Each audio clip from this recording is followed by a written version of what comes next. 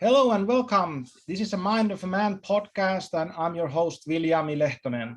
And today I have a guest from Israel, Nir Esterman, and I hope I didn't butcher your name completely. And Nir is a family constellation facilitator and a teacher, and also teacher in shadow work and a founder of Shadow Constellations training. So Nir, welcome to my podcast. Thank you, dear Viliami. I hope I pronounce your name right. It's a pleasure to be here. So, for the people who don't know you, can you describe what do you do in your life? What are these things, these family constellations, shadow work stuff? If people don't know what they are, can you tell us?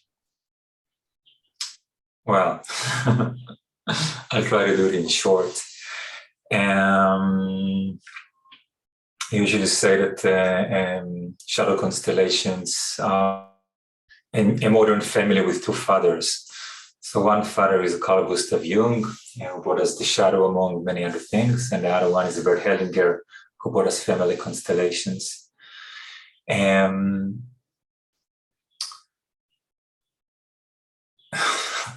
I was just watching the podcast you had with Barry Cross. They described constellations so beautifully. I feel like I have nothing to add to the basic explanation. But still, he's not here and I am, so let's try. Family constellations are a modality, a systemic modality, which allows or helps us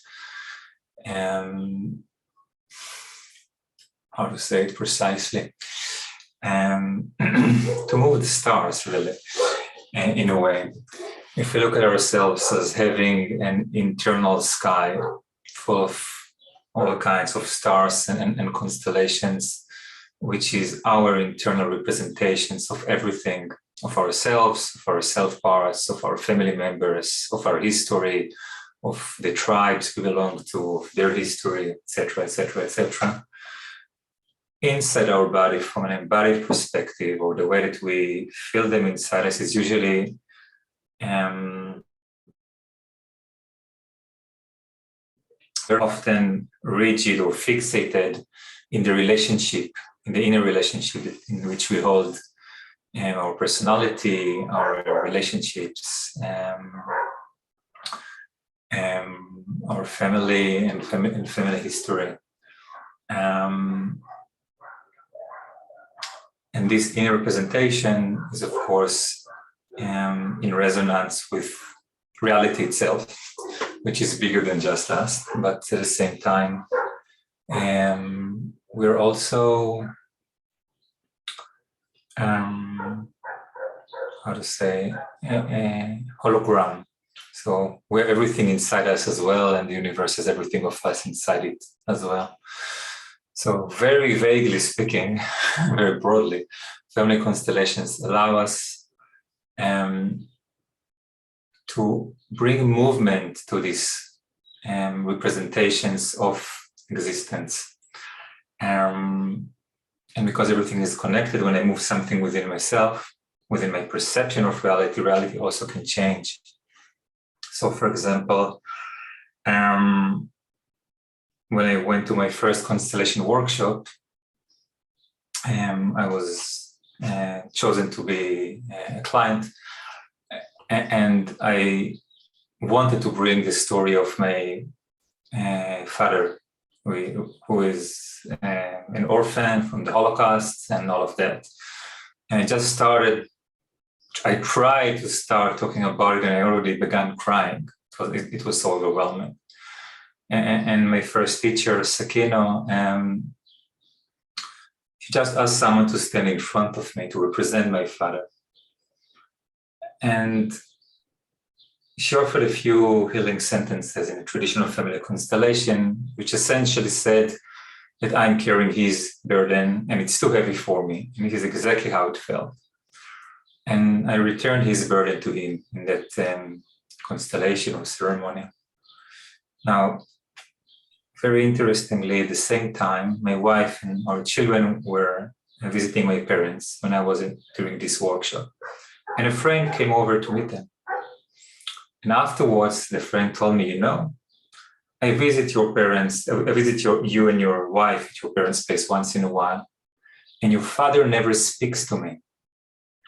Today, suddenly, he started speaking to me and asking questions about me and telling me things.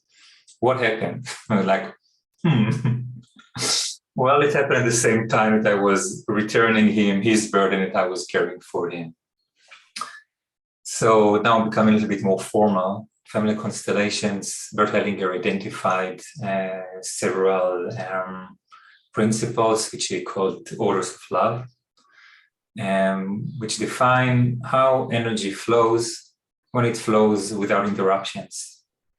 And by energy, I mean life energy, or he called it love, but it's not romantic love necessarily. And the three orders of love are the one of belonging, of order and precedence, and of balance between giving and taking. And when they're in order, when they're right, we feel that we're in our place, we feel certain flow, fly through us. Things are easier for us to do or to be. Our relationships are simpler in a way, or simpler in a good way. On the other hand, when there are interruptions in that flow, so when there are violations of these natural laws, then we experience all kinds of issues, which can go through the entire spectrum, from physical symptoms to emotional disorders, to mental issues, to relationship issues.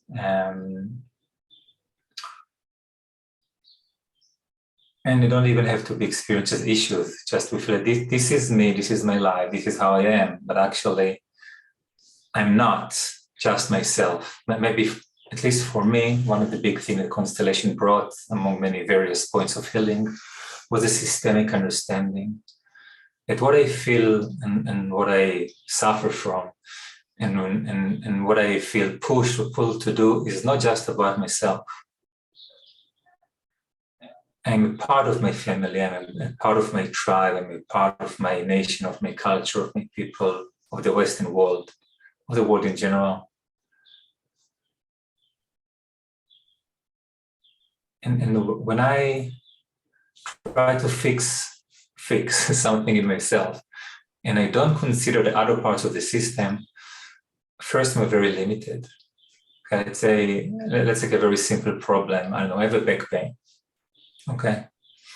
Now, what do you do when you have a back pain? What do you do? What I do? Well, yeah. I fix back pains for a living, so I could. Perfect. How do you do that? Well, I can do massage therapy, or I can do some mobilization or stretch exercises or yoga. It depends. Excellent. So if I come to you to a massage, which I'm sure will be great if and when I manage to go to Finland, you will release my muscles and my fascia for me. Okay? So I will be not even solving my issues, but handing my issues over to you, and you will solve them for me. Okay? Now, if you do it if you include the movements in the yoga, etc., some autonomy will come back to me, and I'll start taking responsibility over my condition, the condition of my back, which is good. Okay. But what if I'm doing the massage and I'm doing the yoga and I'm doing the movement and my back still hurts? What then?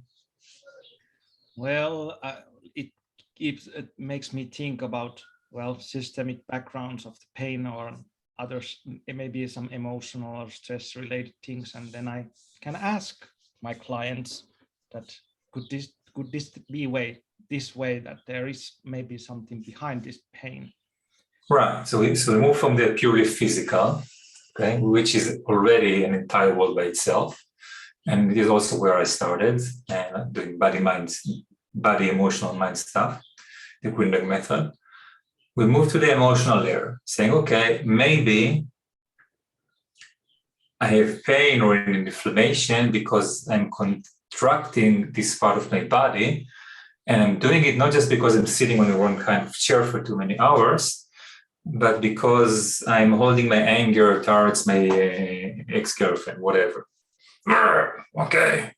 But I'm not doing it so much, so I don't notice it. You just gently, but consistently over time. So I'm creating this pain. Fine. Makes sense. If I can manage to bring my anger forward and give it space, I won't need to hold it and I won't have a back pain, right? And I'm angry at my girlfriend, ex-girlfriend, and then I finished being with my ex-girlfriend, and there is still pain. Now what? I don't know. Then maybe I will guide them to somebody else if I cannot help them. I would do that. Maybe guide somewhere else to do this work. And sometimes I do say people, have you tried family constellation work, because it can be really useful. Exactly. So the next step would be, in general, some other form of work, let's say, which will go into the energetic. Maybe you're having this issue, which is energetic, never mind the specific system, and maybe this will help you.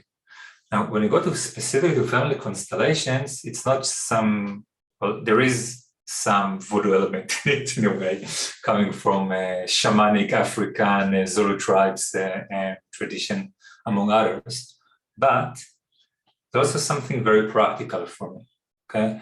Because if we look at a person and at the person's back, and we say, okay, so there is a pain at your back. Now, the back could be just your back, but the back could also mean what is at your back or in your back. So your history could be your childhood and emotional stuff, but also could be your parents and their parents and their parents, right? So your back actually has a lot of options of what can affect it. And it could be very general, like, yeah, my ancestors had really rough times and I'm just carrying it in general. And it could be highly specific, like my great-grandfather worked as a miner and he used to carry huge loads and he was always complaining about his back, and in some way I'm loyal to him and his pain, and unconsciously I'm bringing his voice to the world. My great-grandmother always shut up my great-grandfather and wouldn't let him complain. But I can complain for him. So in a way, I'm looking at this phenomenon of intergenerational transfer in this specific example. But in general, a systemic approach means that the fact that I am suffering from something, I have an issue or a problem, it means that I am carrying the symptom, but it doesn't necessarily mean that I am the cause of the symptom. And for me, this is like a mind-blowing idea, because most of the last, 50, 70, 80, 100 years were about personal psychology and personal responsibility and personal development. And in a way, like getting away from the limitations of the family, of the culture, of the church, of who was controlling our lives.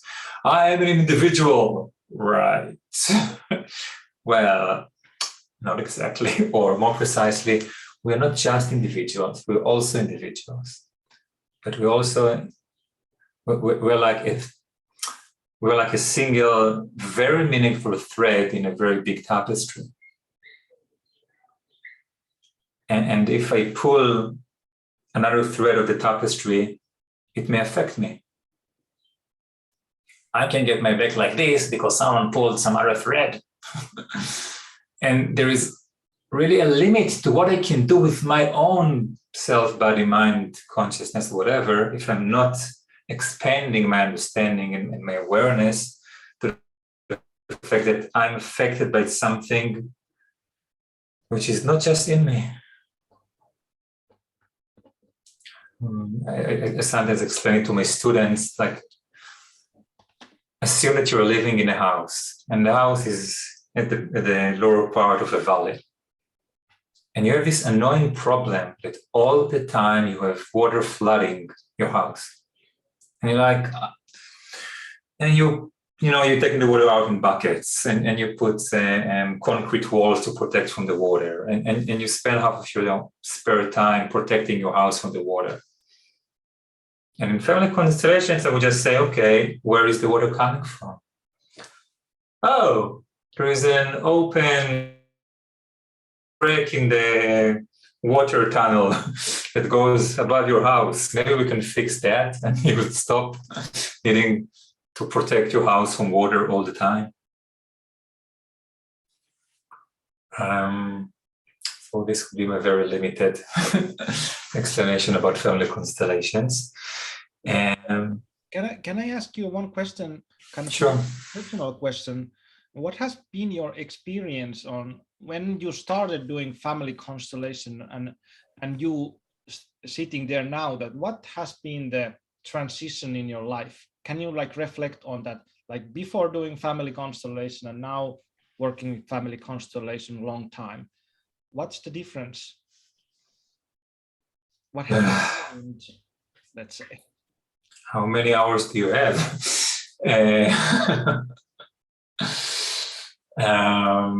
Actually, a lot. Let's take a few highlights. I think one thing which was very strong in my life. I'm a very sensitive person, very, very empathic, very open, energetically and senses-wise.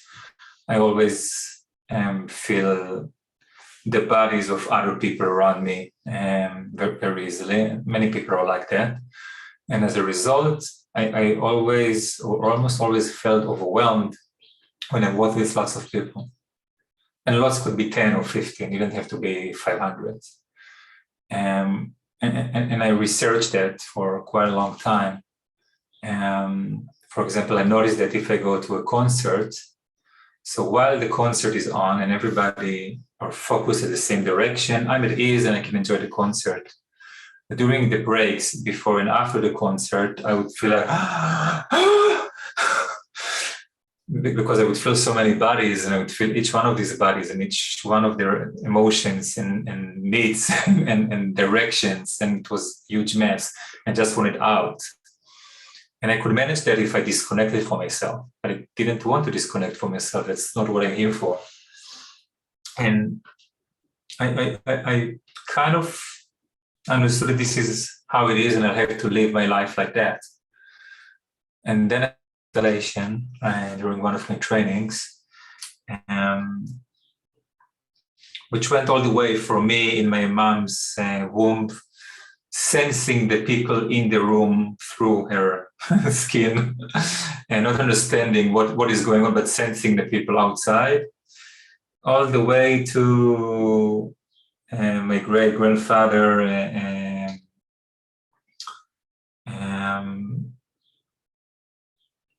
which I never knew. And the last movement of that constellation was, I stood in myself, I replaced my representative, and I took a physical representation for this sense that everything is faithful. I have to watch everything and be aware of everything and know everything and be on top of everything. And I returned it to my great-grandfather. And I had no idea why I was doing that. And it wasn't at all related to what I described before. But then the next day, there was some school event for our girls. And there were about 150 people in quite an open space. So it took me about half an hour to say, hey, I've been here for half an hour. I don't feel like I have to go away. How interesting. And then the girls asked to go to some marketplace, which is really packed, like 1,000 people in not a very large space. And I said, okay, usually I feel overwhelmed there. Let's try. And I went there. And it was like, oh, I can still feel everybody, but I don't feel like I have to react to it. It's not faithful anymore. it's like just information. I can be in touch with that information or can ignore it to some degree. But I can be present with very little effort, with 800 people right now, each going their own direction and doing their own things and feeling their own feelings and thinking their own thoughts. And it was like, I had no idea this was possible. So this is one. Another one, which was even bigger. As I said before, my father is an orphan from the Holocaust. He lost both parents at a very young age. And my mom was born in the Warsaw Ghetto. A complicated story as well. And during the end of my first constellation training, my teacher is German. And her father had served in the Nazi army and came back with post-trauma. Never mind, long story. And I, for I think half a year, I've been dealing with myself with this question or this topic of God, the Holocaust, and where God was during the Holocaust.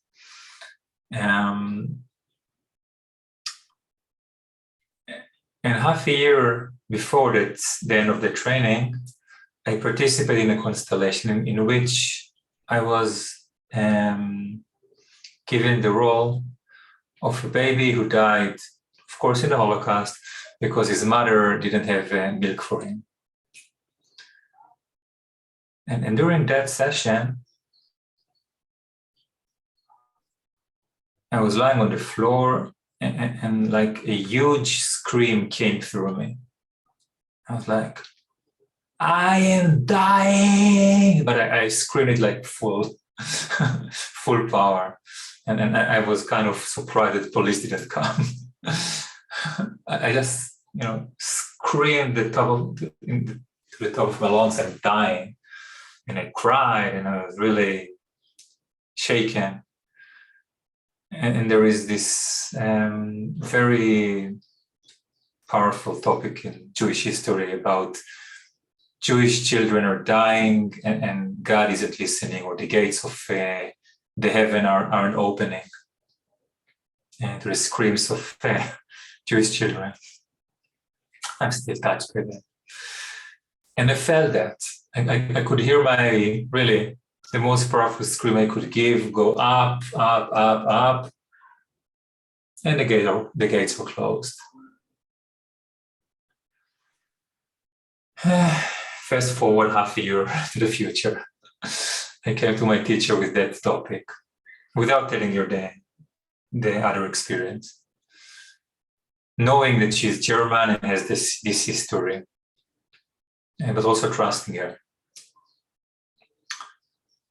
And she asked me what is the topic, and I told her, and then she said, and she quoted some philosopher that said that the Holocaust was done by men, not by God.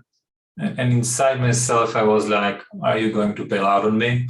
And then she thought about it, but I didn't say anything. It was polite and respectful. And she thought some more. And then she said, well, this topic, how does it feel in your body? Oh, I have an answer to that. It feels like someone took a sword and cut through my roots, some 3 or 4 steps below the ground. This is how it feels. Like, okay, we can work with that. And to make a long story short, the constellation went to the deceased family of my father, of whom I know nothing. He doesn't remember them at all. I know nothing about it. It was really a clean cut from that part of the family. And I again replaced my representative at some point and went in and lied down on the floor, and I started crying and crying and crying and crying and laughing. And suddenly I could feel that same sense of something is going up to the heavens. Only this time the gates were open. Okay, that's a nice experience. A very powerful experience. But what happened next really surprised me. After the constellation, I noticed that, one, I don't have any more an issue with faith. I used to have an issue with faith. Like, how can you believe that God is all powerful and that he cares about us, that he loves us, and he allowed that? The question disappeared. For many years, I was like laughingly saying about myself that I can relate to anybody from their perspective. If I'm talking to a scientist, I have a scientific background, I have a master's of science, I can speak through the science point. If I'm talking to a religious person, I'll speak through the religious perspective. If I'm speaking with a New Age person, I can definitely talk the New Age lingo. If I'm talking to someone, and I like said about myself, it's like I have 5 belief systems, 5 discrete, differentiated belief systems, and just speaking the relevant one. But what I didn't realize back then was that essentially it means that I'm splitted. Severely splitted. on the belief system, at least, I was really splitted. And I didn't realize that it felt like, oh, I can just choose. But I have to choose because I can't have them all at once. And the big change that happened was that I no longer needed to choose. It all connected. Like I made peace with God. And I'm not religious in any way. It's not about religion. But I still made peace with God. And I know how it feels to be in touch with God. And for me, of course, I know everybody has their own sense of that. But for me, it means to be in touch with this big tapestry of everything. Not just to be in touch with a small part of it, but to sense through that small part the entirety of it. And if you go to that sense of something sort of slashed through my roots, during the constellation, I could see in my mind's eye new tendrils going through this chasm and crossing over, and then like new dendrites creating new connection, new synapses in my brain immediately. Whoa. No, I'm not enlightened, I'm not saying that, but I touched it for a moment, you know?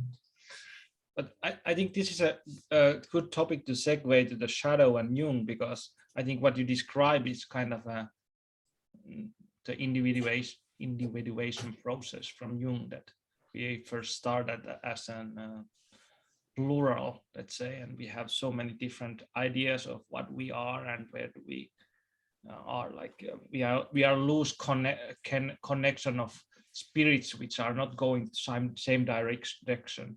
And then we do the individuation process and healing and stuff, then we can come together be as one, but at the same time accessing all of those different, let's say, modalities of ourself, like looking from through different lenses, but still staying at the center. But from there, before we go deeper into that, I would like to ask you, because you do the shadow constellation, you do shadow work. So before we go to the why you are doing it, but can you describe what is the shadow? What are you talking about here?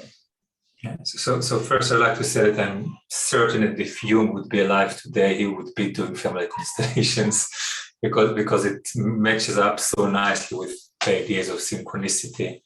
I will say one thing, that I've been reading a lot of Jung for maybe last 3 years, and I think Jung had a really lots of insights on the family dynamics and these same things, but he didn't use them. So I think he laid the theory, and Hellinger took the theory and put it in use. but in the Jung's writing there, he talks about entanglements on the previous generations and like sins of men going seven I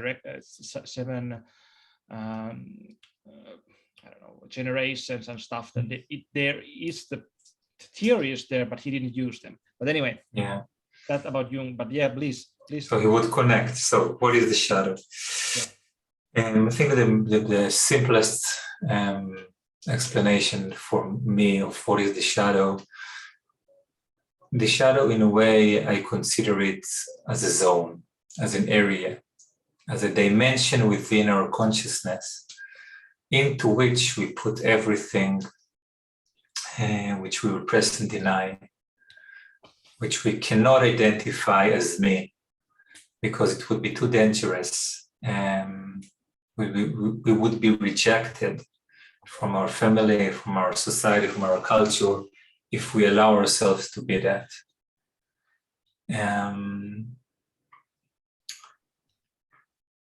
So in a way, the shadow is psychological more than spiritual. And it is very culture and family dependent. There isn't a specific shadow which we all have, all the people in the world have one specific shadow. It could be that for me, I don't know, being weak would be in the shadow, but for you being too strong would be in the shadow, or vice versa. Sometimes I meet people who do a lot of like hardcore developmental work, and they're like, "Yeah, bring on my shadows. I love my shadows." And I'm like, if you love them, they ain't shadows. if you can be in touch with something, it's not fully in the shadow. Okay, the full shadow is the realm of things that we are not in touch with, that we can't at this specific moment be in touch with. Maybe in 10 minutes we'll be able to, but right now we still can't. Now, when I'm taking a part of myself and I'm pushing it into the shadow, which is usually behind and below and inside. So in a way, it's kind of a prison where I put self parts in the shadow prison. And I'm doing my best that they stay there and they never see the light of day. And that no one outside will know that they're here, but preferably, even I will not know that they're here. Because when something is really in the shadow, it's not, yes, I know that I can sometimes be superior, but I try. That's partial shadow. A full shadow, it would be like you would tell me that I'm superior, and I'm like, what are you talking about? Are you serious? Maybe you're projecting onto me your superiority. I'm not superior. Okay, I would be denying it. I wouldn't be able to face it. And there's a complete list of things that happen as a result of this very simple movement of trying to cut off something from myself and put it divided in myself. Maybe the first and most profound, what's the word? Consequence is that we are at a state of war, of control, of coercion. We force a part of ourselves to be shut down somewhere. And in a way, I think this eventually reflects on the state of war in the world to some degree. If all of us would do all of our shadow work and be enlightened, then there would be no need of war, because we would no more be able to look at the other person and say, he is evil, he is demon, I'm good. It would be, yeah, maybe we need different things, maybe we don't agree, maybe there will be violence, could be, but the demonizing will stop, and this endless horrible game of perpetrators and the victims would be able to stop. Bigger picture, but we see the same at the clinic when I work with people. I teach only therapists, okay? So I meet all kinds of therapists and the things that they meet in their practice, and also facilitators of family constellations, of course. And the shadow, what we are not in touch with, has huge implications of what is happening and also on what is not happening or not able to happen in our practice. For example, let's say sexuality is in my shadow. And that's an entire thing by itself, of course, but let's say some parts, some big enough parts of my sexuality are in my shadow. How would it reflect on the processes that I'm able to give or to lead, to facilitate? If I can be in touch with my sexuality and you're my client, how can you allow your sexuality to come to the room? I won't have place for it. I will judge it. I will ignore it. I will try to move to other places. And I will laugh about it. I will get tired every time you bring it. I can be reactive in a seemingly a more positive way, which is also unhealthy. I can be really intrigued by you. Oh, Vilyami, what an interesting person you are. I really like to learn more about this sexuality you're talking about. Tell me more. And I'm not the therapist anymore. Now I'm your disciple. Or I want to get closer to you instead of keeping my center. Okay, so every time that we're triggered by our shadow, we move from our center in different ways, which can be more aggressive, more judgmental, more superior, or more like dislike and disgust, and maybe you should go to someone else. I can't really help you. Or sometimes, especially if you do body work, you know that with some clients we get tired, physically tired. Like sometimes to the point like we can doze off in the middle of the session. And like it doesn't make sense, right? We're healthy, we're fine, we came to work, and suddenly it's a faint reaction. It tells us there is some shadow here which is unacknowledged. And as long as we don't acknowledge the shadow, it will manage our lives, as Jung said. And we'll call it fate.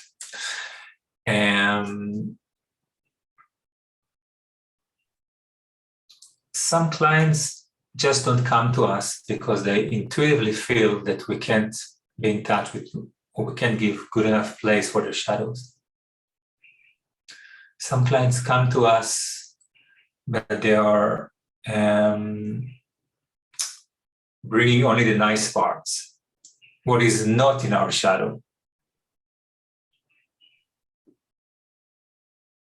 But what happens if what they need to work on is in my shadow? They will not bring it. I will not bring it. They will not receive the healing or the development that they were seeking. And this is sad. And it happens still, okay? Because we all have shadow. And the best we can do is to work with it and be more and more in touch with it. But it's a life process. It's not like at some point, 20 years from now, I will finally unite with my shadow, and from then on, I will not be triggered ever, and I will be able to touch everything. It's not going to work like that. Speaking from a family constellation perspective, when something is in our shadow, it means in a constellation. Again, we will be triggered, but we can be triggered in different ways. For example, we can ignore it. Something is happening, a phenomenon is happening, but we miss it. Sometimes one of the representatives will say it. And if we are alert enough, we'll catch it. And sometimes they will say it and we will ignore it again. Or even say, yeah, I see that. No, this is not the topic. I know. Okay, again, unconscious. Or what happens very often is that instead of staying in this systemic perspective, that I'm in touch with the entire system, something comes up from the field that is in our shadow. If it is in our shadow, we cannot be in touch with it consciously. So it captures us. We become it unconsciously. So instead of being in a like overarching role of seeing the entire system, I'm suddenly experiencing a constellation from a single perspective. And I'm not even aware of that. So suddenly I'm angry at one of their representatives. And I'm never angry at a representative as a facilitator. But if I find myself displeased with how they represent, for example, you know, and saying, yes, this representative, she is not really connected. Interesting. Or I can find myself disconnected. Now, if this connection is in my shadow, and there's this connection in the field, and in almost every field there is a certain level of disconnection or dissociation, it will capture me, and I will feel disconnected and dissociated. And very often, young facilitators, when it happens to them, they're like shocked, and I'm not doing this work anymore. I did horrible, and everything messed up. I'm out. And I'm like, okay, you're captured by this dissociation or disconnection, or you were captured by feeling helpless. And from a more shadow-aware perspective, it's like, oh, I feel helpless. Oh, there's helplessness here. Maybe we should give it a representation or acknowledge it in some way, or ask who was helpless and in what circumstances. So I can work with it. But if I'm not aware of it, I'll just try to overcome it. I'll try to bring more energy and more force, or I'll try, or I fall into despair. Yeah. So would it be reasonable to say that first we have to acknowledge we all have a shadow, and then we have to acknowledge that means that you don't see it. We all have these dark corners in ourselves that we don't see, and kind of standing in the, let's say, phenomenological stance that I have a shadow, that means that there's always some blindness in me, and being kind of alert there that there can be some kind of surprises in me, because we are human after all. But I agree. I think this is one of the contradictions in family constellation tradition, because the traditional role, as Bert Hellinger described it, is like you should be above it all or outside of it all, and your personal issues, like you should be in a position where your personal issues do not interfere. And from my perspective, it's like, I'm not saying this position isn't possible, but I have not yet met a person who can always be there at will. So it could be that for one person, we can see their entire system fully, because their issues are not in our shadow, or no longer in our shadow, not in our full shadow.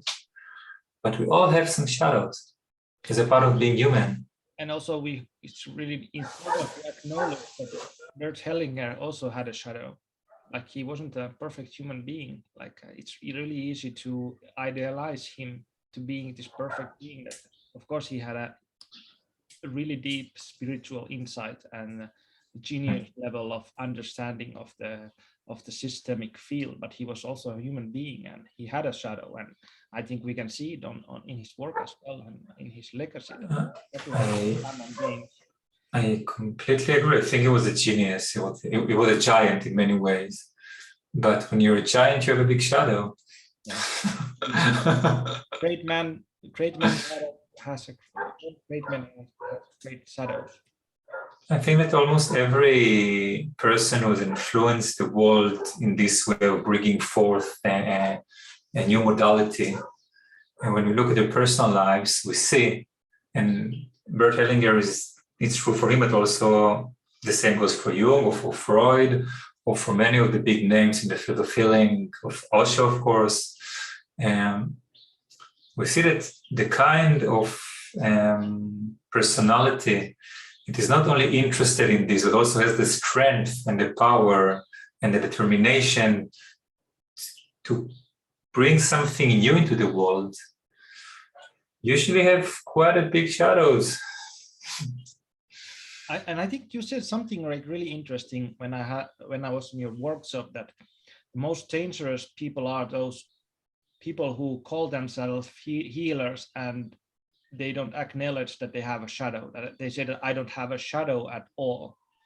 And can you talk about that? Because I think that's like pinpointing something really important here.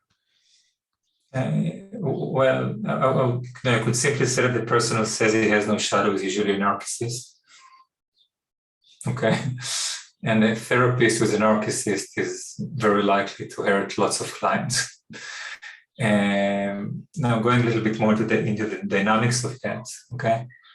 If we have a shadow and we're able to acknowledge that we have a shadow, and again, I think that we're talking mostly about the full shadow, but there are also many things which are partly in our shadow. So for example, maybe I can be in touch with some vulnerability, but not full vulnerability. Or I can be in touch with some aggression, but not full aggression. If I have trauma, personal trauma, and or intergenerational trauma, and we all have either one or both, okay?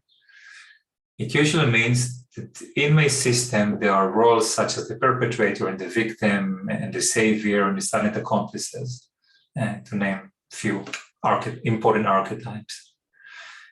Now, if I have no shadow, supposedly, then I can come to you clean, saying, I'm here to help you.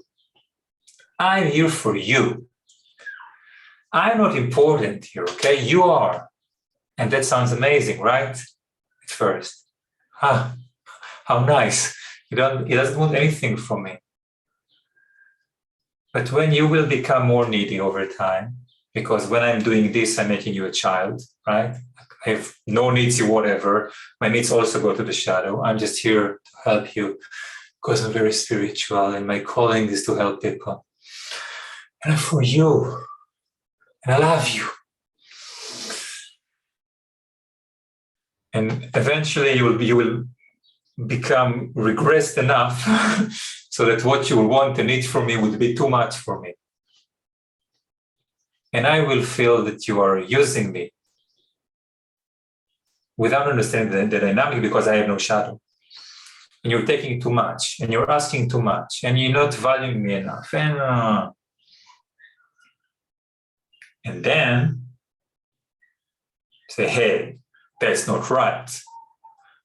Viljami, from now on, an hour is an hour. It's 60 minutes. I'm not giving you any more time.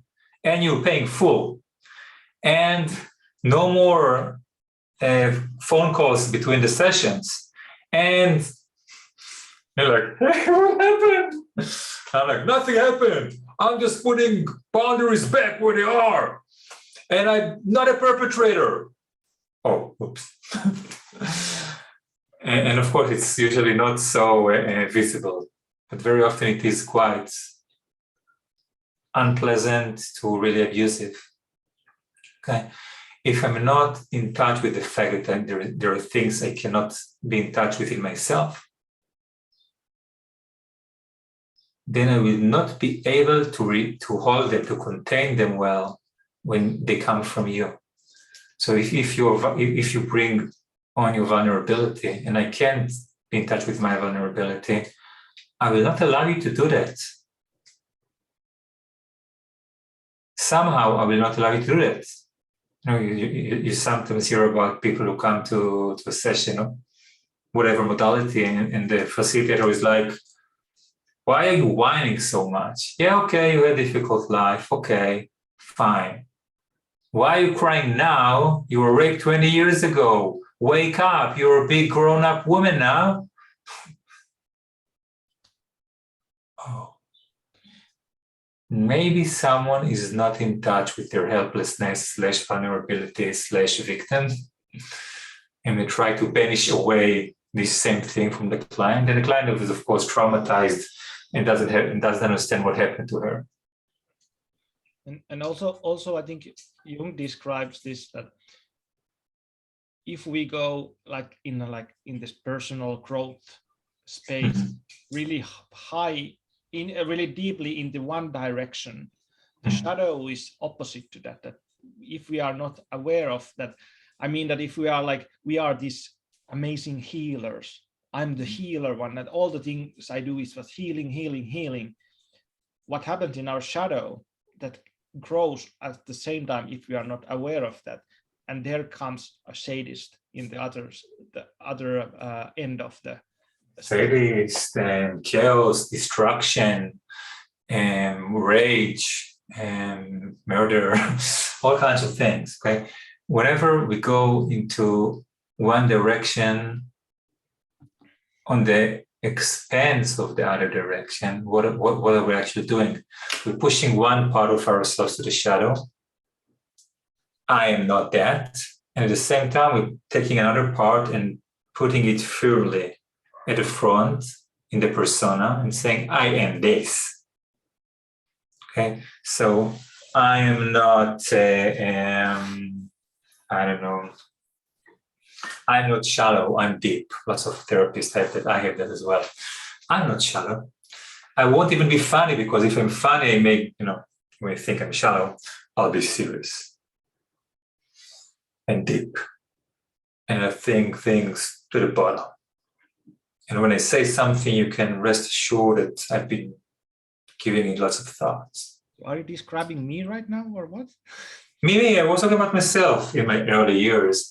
Now I'm okay. No, but seriously, I actually identified it in a workshop that I was giving different examples, and I was giving the example of being what's the word in English? Being light. I was like, yeah, let's take for example that what happens if I'm really light, if I'm too much of a light person, what do I become? I become shallow. I don't want to become shallow. I don't want you to think of me as I'm shallow. I'm actually having palpitations right now because you and the watchers may think I'm shallow. And I have to get in touch with my shallowness, because we are all sometimes shallow. And if I allow myself to get in touch with my shallowness, I get, as a result, also the ability to be light, to laugh more, to not take myself and other people so seriously. But if I'm too scared of being shallow, I can't do that. And the same goes for anything. Okay, if, for example, I don't know, being caring versus being indifferent. Again, therapists, we care, right? Hey, Viljami, I hardly know you, but I already care about you. Because this is like my basic stance as a person, as a good person, right? I care about people. I'm for the people. All right.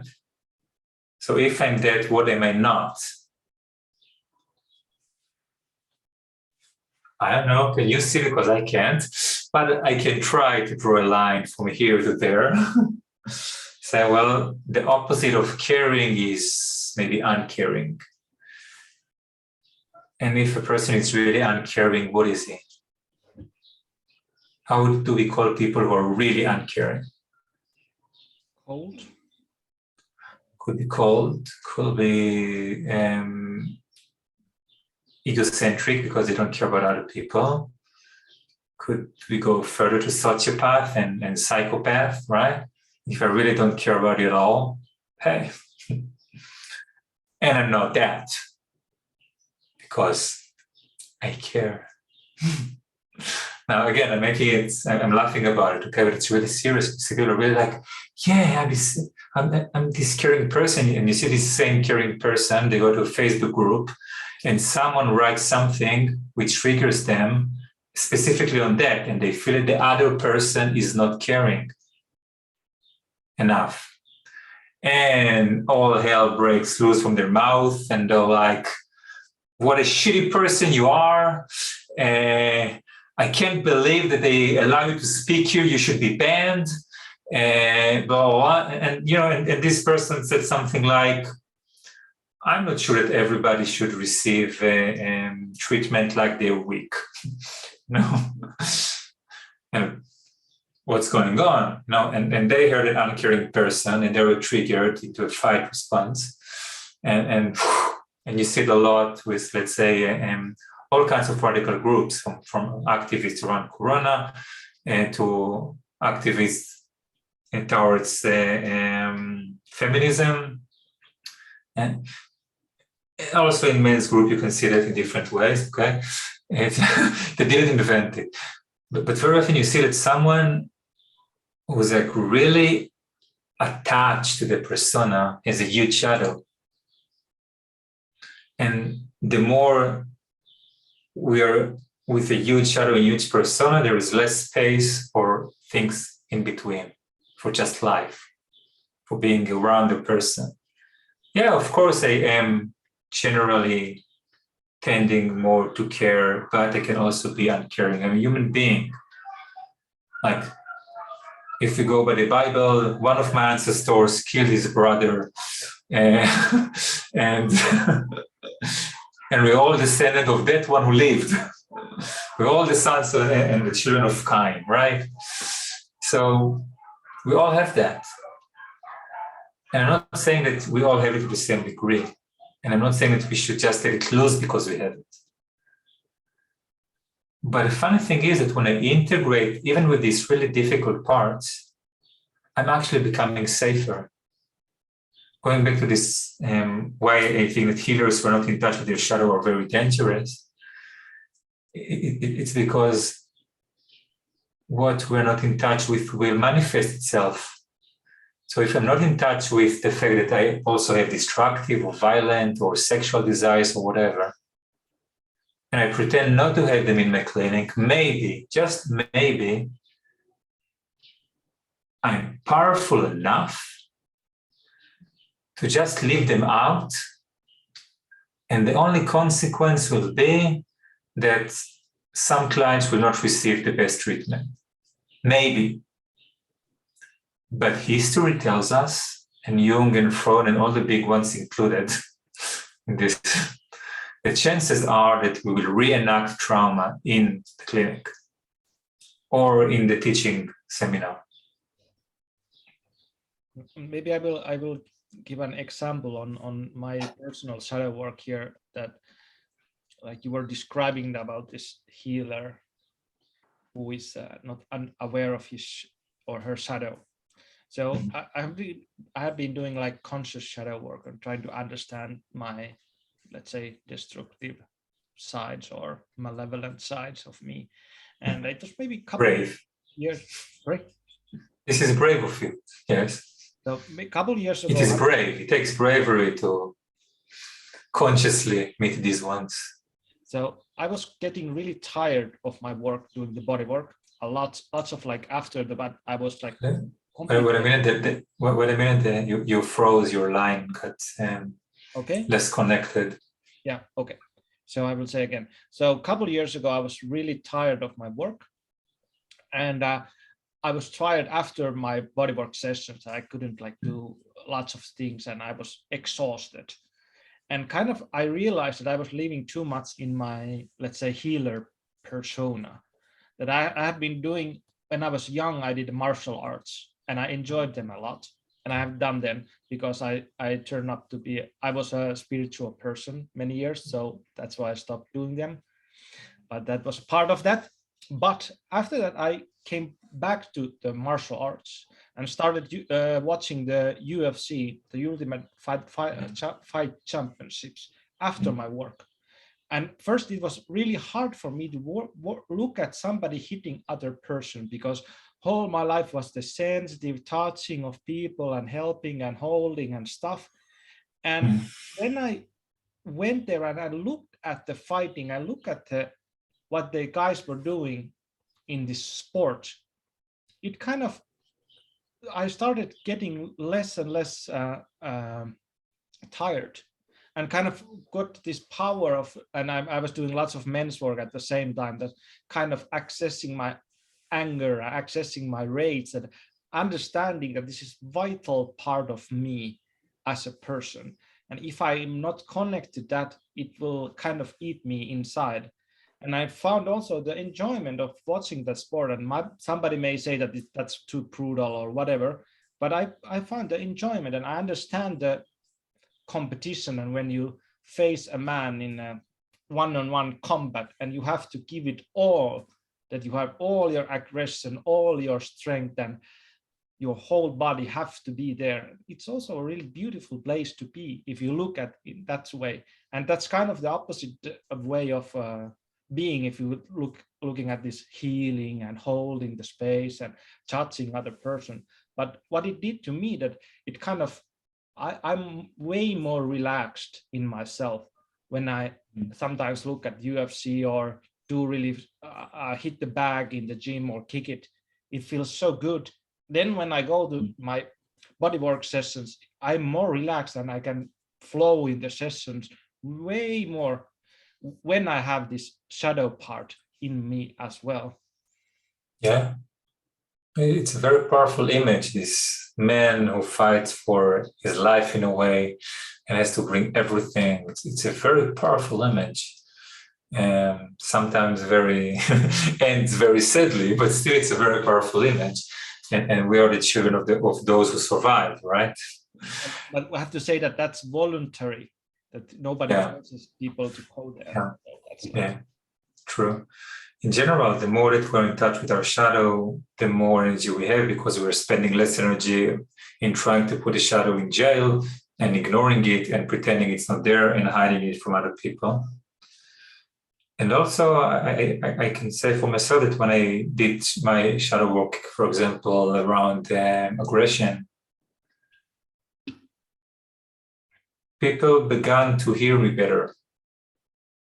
Now, I didn't speak up louder or words more directly, but something changed in how people reacted to me because I became more powerful. Now, it doesn't mean that I have to hit people, but I'm more able to do it if I need to. And lots of people are afraid of doing shadow work because they feel like, well, if I acknowledge it, then it means that this will be the new definition of me.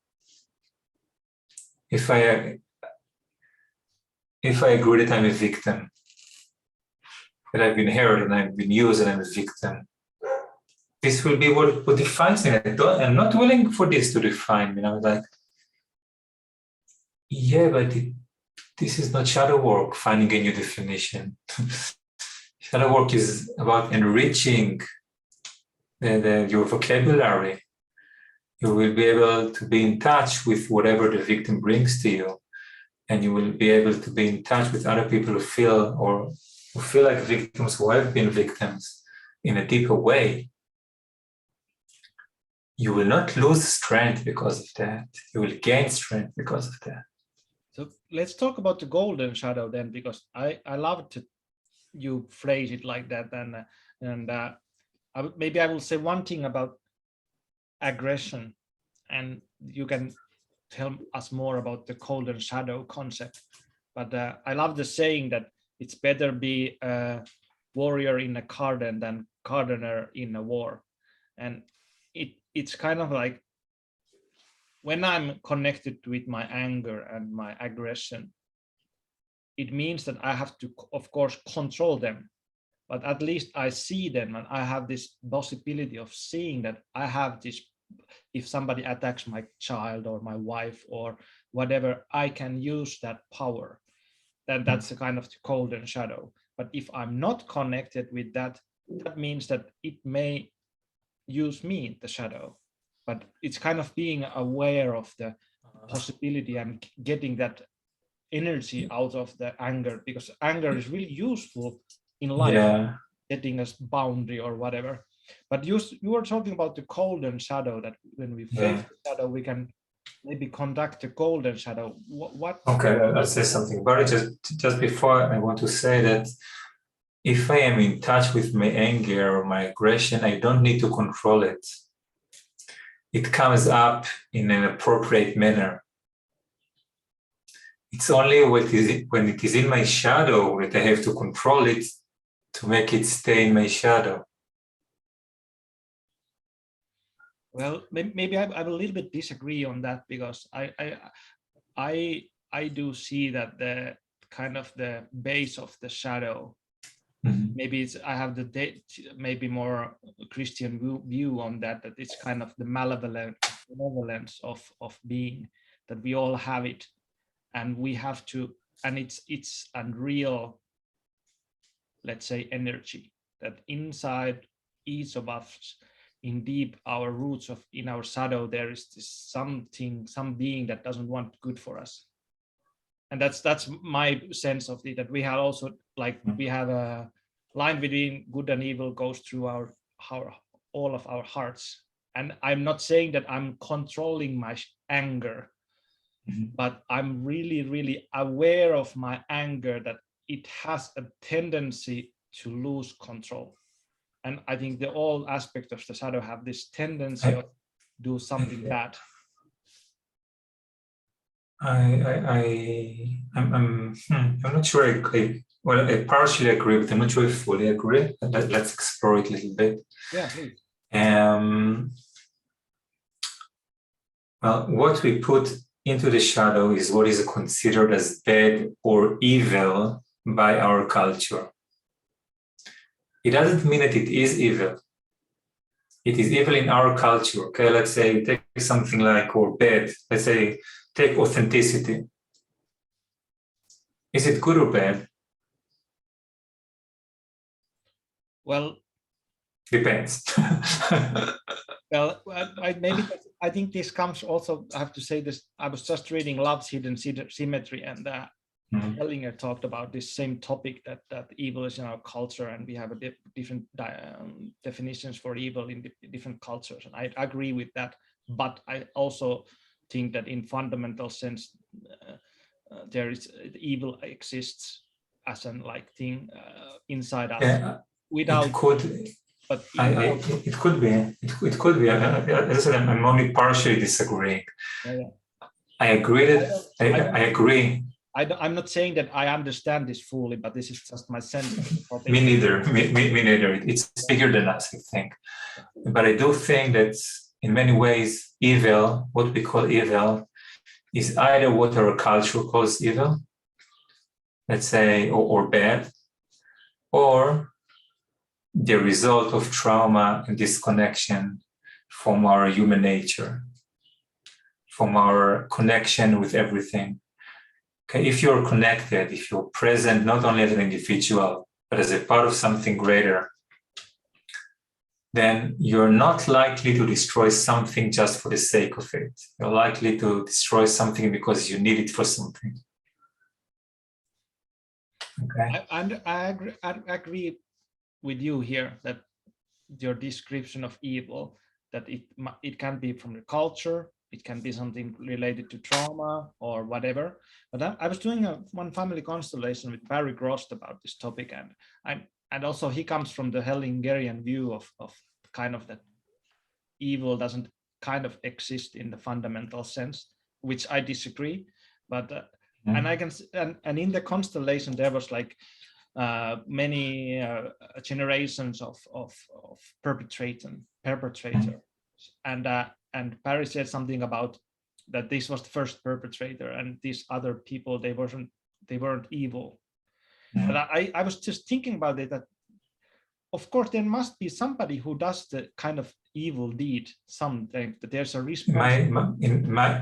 My experience of it, and it is still work in progress, so I'm not saying it's like something definite, is that initially human beings are not evil.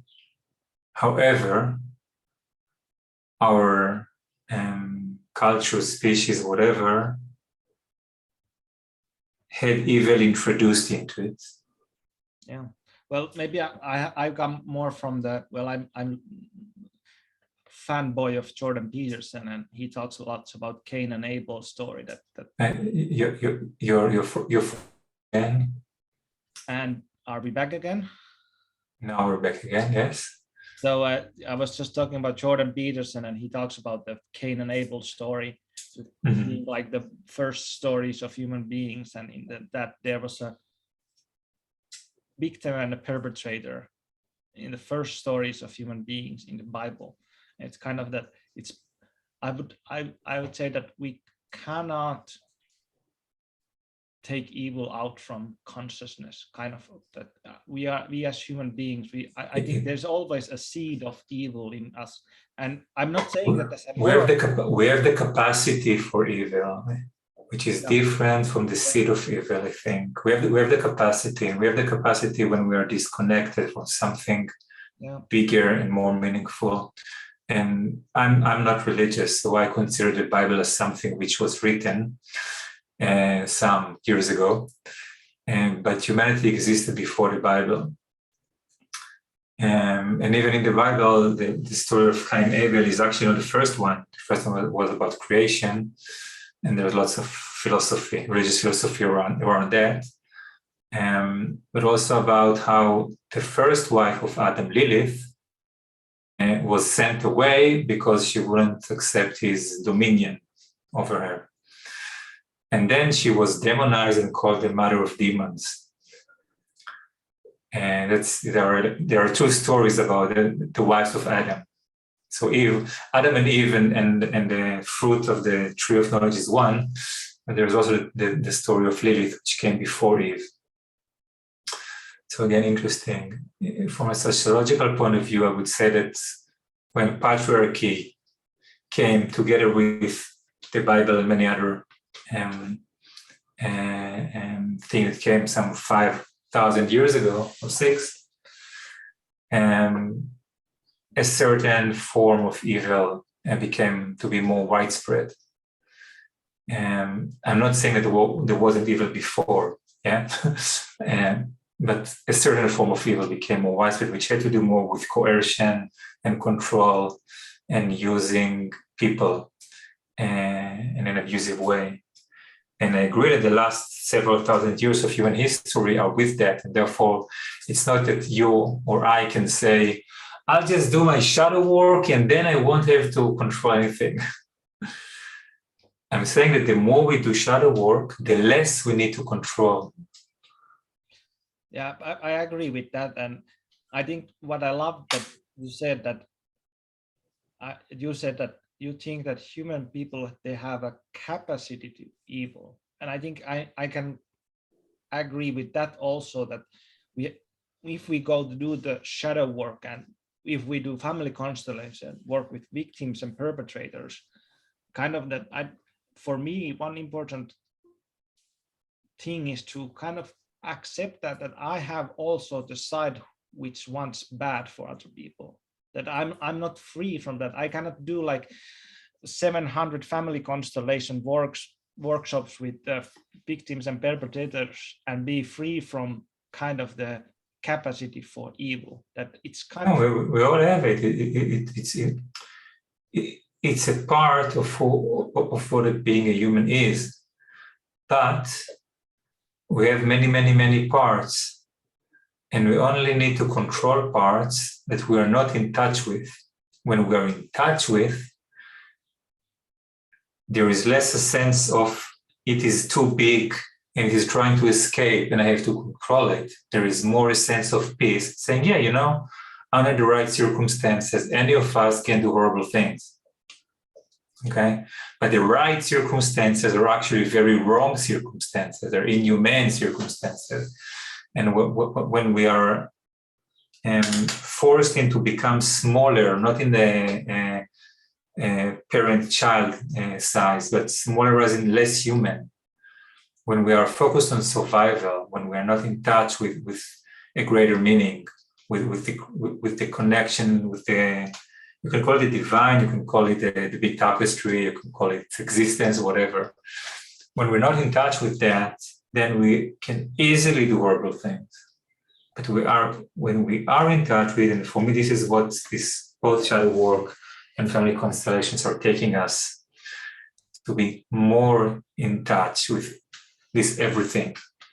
So would you say that kind of your solution for the, let's say, the problem of evil is kind of consciousness or embodied consciousness, that kind of that if you are aware of these tendencies that are real in you, whatever they are in your shadow, they are not in control, that kind of that your awareness, the more that we are aware, they are less in control.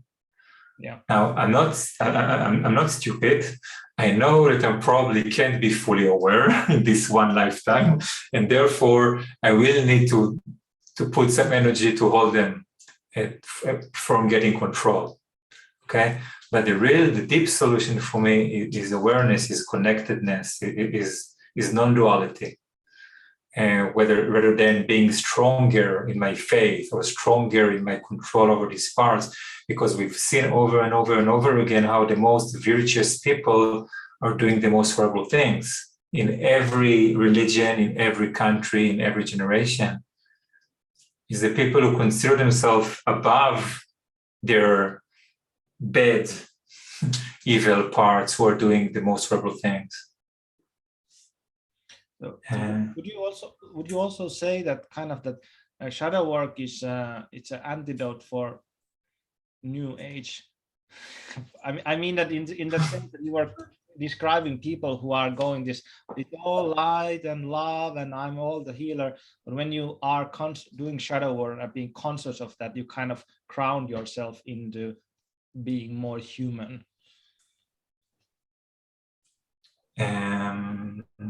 I don't know if New Age is a problem that needs to be fixed. I would say it's that some people are taking it to this place that you just described. And like anything, like we said before, if you take something too far, okay, then you miss on something else. It's the same way, if, is shadow work the solution or the fix for people who are too busy with gaining money, or too busy with walking the ground, or too busy with doing martial arts? So I say yes. It's not specifically for people who are doing too much healing or too much into we are all one. It's a solution for we are this, which implicitly says we are this and we're not that. Okay, and if we can say I am this and I'm also that, and I'm also that, and I'm also this, and this is what it means to be a human being. And yes, of course, I don't have to have them all at once at the central stage. You can't do that. And I have a choice maybe over who gets more space. But there is a very meaningful difference between I know that you exist, I am in touch with you, I accept you, you are a part of me. Something changes. Versus, I'm also like that. Go away. It's not the same thing. And maybe for my personal irritation comes from that family constellation work is in some part of the world going really in direction of New Age, and I feel that there's some dishonesty there that I don't just like. It comes from that, and I do appreciate kind of the New Age way of being as well, and it has its own good things, but I think it has a really big blind spot for the shadow in the New Age realm, let's say. Well, if you have an irritation as a shadow work practitioner, my next question would be, what is so irritating about the New Age? It's probably in your shadow. Well, I have been in the New Age community like 15 years, and I'm maybe growing out from that.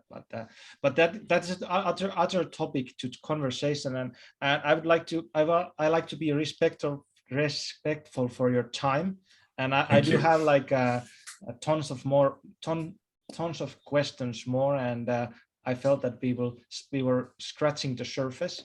But thank you anyways. This was really good conversation. Thank And you. I'm glad. if people are interested on your work on shadow or family constellation, where they can find you? On my website, www.niresterman.com, NIRESTERMAN.com. And on Facebook, same name, Nir Esterman. I already have 5,000 friends, but you're welcome to say hello anyway. And you can message me with questions if you have any. Yeah, I teach both here in Israel and online with students from Australia to Canada. So more or less covering everything nowadays. And let's hope for our English speaking audience that Nir does more shadow constellation workshop in English as well. I'm trying to find a time. Okay, good. Hey, thank you, Dil Fegami. Thank you. Thank you. Take care. You too. Bye bye. Bye bye.